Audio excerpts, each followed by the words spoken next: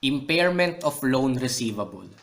Past 39, paragraph 58 provides that an entity shall assess at every end of reporting period whether there is objective evidence that financial asset or a group of financial assets is impaired. If such evidence exists, the entity shall determine and recognize the amount of any impairment loss. Okay. Kailan ba nagkakaroon or kailan ba masasabi na ang asset is impaired at kailan mag-recognize ng impairment loss? Okay, overview tayo ng impairment. Ang impairment, kapag ang carrying amount ng asset is mas malaki kaysa sa kanyang recoverable amount, meaning, ang difference between the carrying amount of asset and the recoverable amount is, yun yung impairment loss. So, ibig sabihin, masasabi nating impaired ang asset kapag ang carrying amount niya is mas malaki kaysa sa kanyang recoverable amount. Kapag ganon yung status ng asset, masasabi natin na ang asset is impaired. Ang recoverable amount is the higher of assets fair value less cost of disposal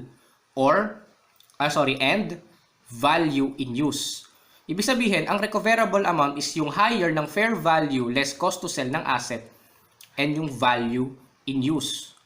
Ang value in use is the present value of future cash flows expected to be derived from an asset. Okay, ulit. Masasabi nating impaired ang asset kapag ang carrying amount ng asset is mas malaki kaysa sa kanyang recoverable amount. And ang recoverable amount is higher ng fair value less cost of disposal and value in use. Meaning, kung sino yung mas mataas sa fair value and sa value in use, siya yung magiging recoverable amount. Objective evidence of impairment may result from the following. Loss events occurring after the initial recognition of the financial asset.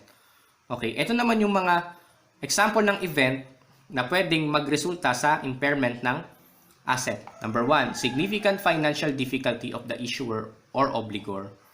Okay.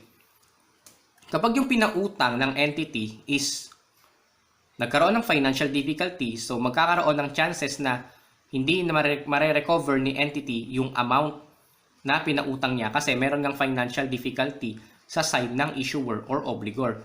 Hindi mahihirapang makapagbayad ng utang si obligor kay entity. Breach of contract.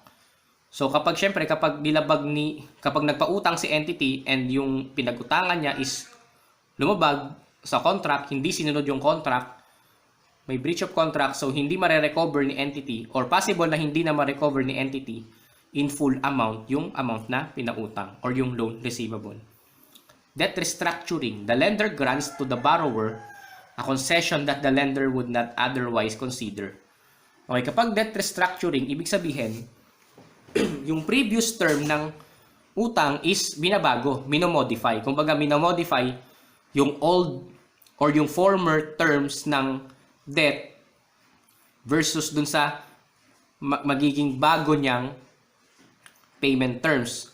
So, yun yung tinatawag na debt restructuring. Binabago niya yung terms ng debt. And possible na due to debt restructuring is hindi na rin ma-recover ni entity yung loan receivable na pinautang in full amount.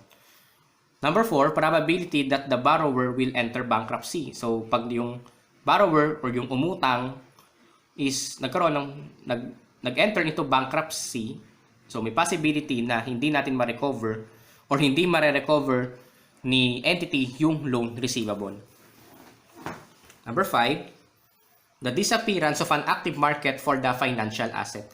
So, ito ay applicable sa mga investments. So, kapag ang entity ay bumibili ng investments for trading purposes, meaning bumibili sila ng investment, then at some period in time, ibebenta nila in ang active market. So, kapag nawala ng active market yung investment na yon, possible na mayroong impairment loss. Observable data indicating that there is a measurable decrease in the estimated future cash flows from a group of financial assets since the initial recognition of those assets. Ibig sabihin, kapag nagkaroon ng decrease, meaning at compare dun sa mga previous period ng cash flow, pag lumiit yung estimated future cash flows from the group of financial assets compared dun sa mga previous na cash flow is may possibility na ang group of assets or group of financial assets na yon is impaired and magkakaroon ng impairment loss. Measurement of impairment. Okay.